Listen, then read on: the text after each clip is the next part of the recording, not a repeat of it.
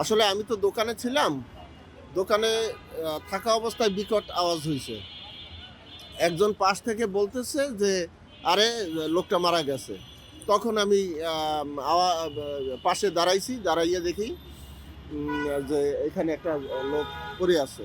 আসলে যে কি ঘটনা ঘটছিল ওই মুহূর্তে কিছুই আমরা বুঝতে পারি নাই। তো এখানের যে দোকানদার ছিল সেও আসলে আ বা কিছু বুঝে উঠতে পারে নাই।